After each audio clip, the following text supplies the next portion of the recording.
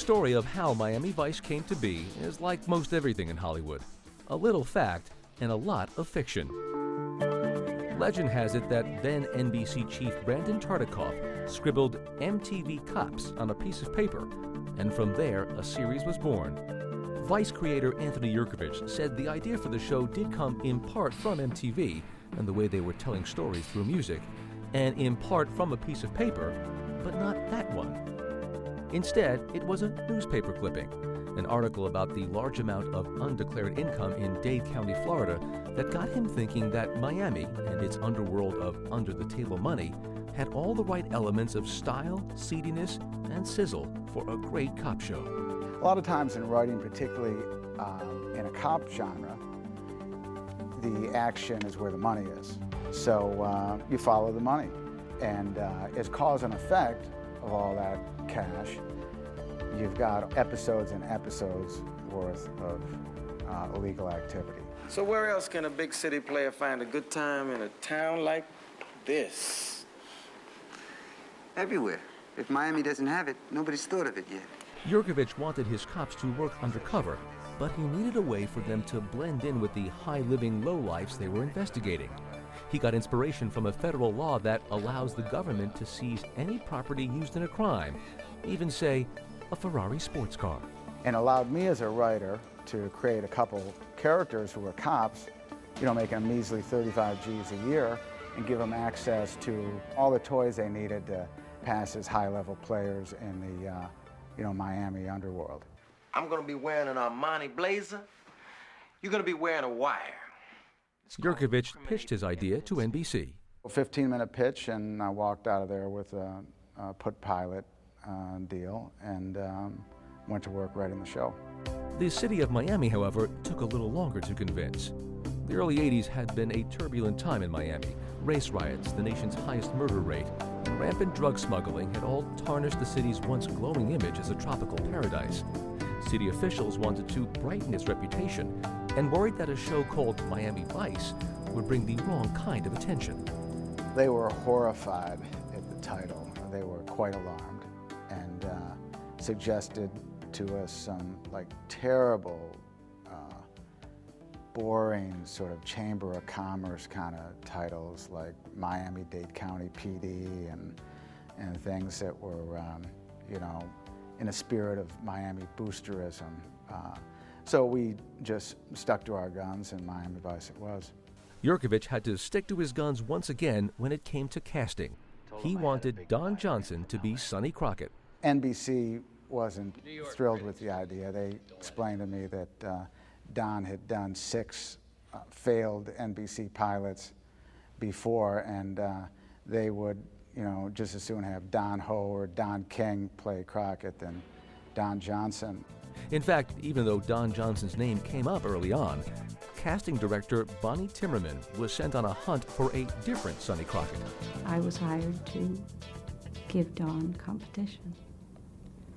And I brought in a lot of actors, and no one got the part. He got the part, and it was his. For the role of Tubbs, Yerkovich suggested Philip Michael Thomas.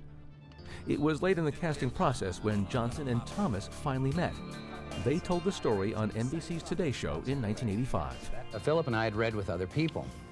And as we were leaving, the casting director for Universal stopped us and said, listen, we want you guys to read with each other. But all things considered, I think we might have to consider some sort of temporary working relationship. They were a great couple on screen, and they worked. And that's what the magic is in casting. The rest of the cast was unique too, reflecting Miami's diverse culture. For the first time in primetime, a substantial number of roles opened up to minority actors, playing good guys and bad. Miami Vice was new and fresh in other ways as well. This is how NBC promoted the show to its affiliates in 1984. The cop show just graduated to the 80s. The series' heroes were a major departure from the touchy-feely type of characters Yerkovich says were big on TV up until then. I created Crockett and Tubbs as a reaction to You know, that sort of cloying pop humanism of the late 70s and early 80s. Characters like Ed Asner and Lou Grant and the entire cast of MASH.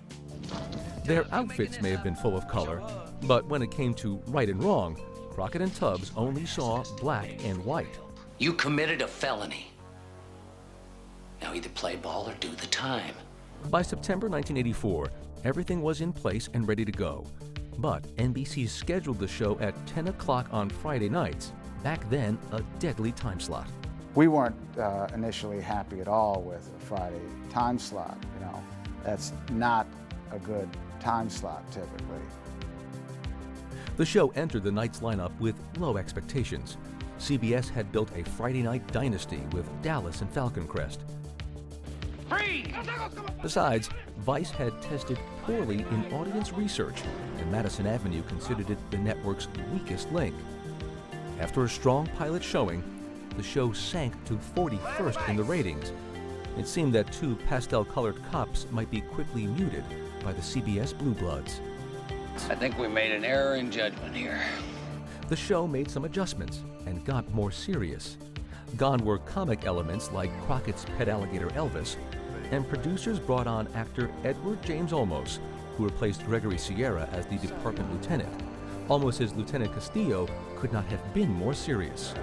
Don't ever come up to my face like this again, detective. By the time summer reruns hit the air, it was clear that the cast, crew, and creators of Miami Vice had done their jobs. Things had turned around. The show was ranking among the top 20, and it was just starting to heat up. By the start of season 2, Miami Vice had arrived.